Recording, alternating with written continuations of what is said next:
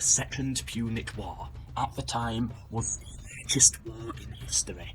Over 770,000 casualties as a result.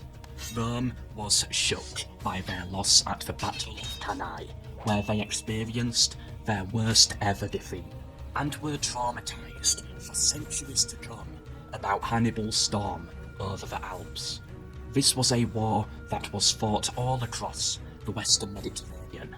No single war with such a vast geographical scope and loss of human life would be seen again for over 1.5 millennia, when the Spanish conquered the Aztecs. After the war, Roman Italy was in ruin, the land devastated. Many lives, including those of civilians, had been lost, and Rome was brought down almost to its knees. I think it's important to go over the cultural damage that Hannibal left in Rome first. I will focus on Rome here, as they were the dictators of the terms. But it is important to remember that Carthage also suffered greatly from this war. Hannibal went down into cultural legend as a demon, the type you would tell kids will get you in the night. Cato the Elder ended every speech with his famous line, "Carthago delenda est," Carthage must be destroyed. The paranoia and psychological fear that Hannibal imposed onto Rome would continue on as trauma even after his death. "Hannibal is at the gates" would be yelled by senators during times of distress and fear. Even to this day, Hannibal is a name to fear, and his name alone has been vilified in popular culture to the extreme. So it's only logical that with the war over, and the Romans as the eventual victors, they would ensure that this could never happen again. The terms were to be harsh.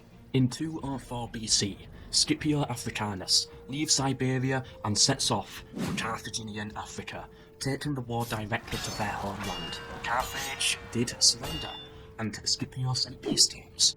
Carthage did accept these, but would later withdraw from the agreement, instead wishing for one final battle at Zama.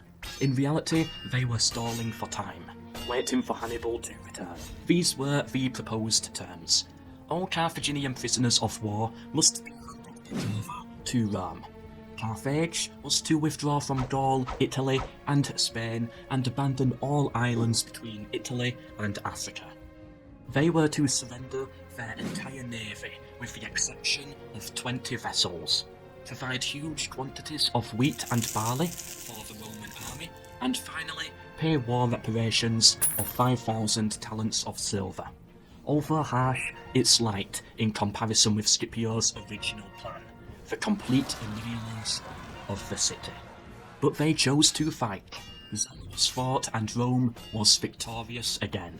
The Carthaginian council tried to blame the war on Hannibal and argued Rome instead should only force terms onto him. But come on, Carthage, that was never going to work. Scipio proposed the peace terms again, and out of revenge for their attempt at Zama, they were much harsher than before. Carthage lost access to all their overseas territory and was even forced to withdraw from a lot of their African holdings. Carthage was forced to pay a compensation to Rome, war reparations of 10,000 talents of silver, over triple of what was requested after the First Punic War, and double the original offer. However, they had 50 years to pay this off.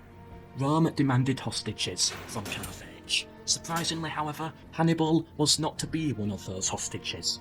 Carthage was forbidden by Rome to possess any war elephants, and any war elephants they did still own were handed over to the Romans. Carthage was forbidden from owning more than 10 vessels.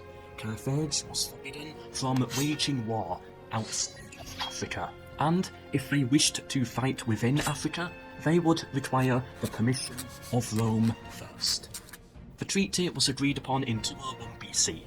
Many Carthaginians did not want it to pass. However, it was Hannibal himself who turned the tables and had it accepted, believing this was best for his people moving forwards. Check out next week's video, where we will look at Carthage's economic recovery and the final ultimatums presented to them, the final line of communications between the two cultures, leading to the third and final Punic War.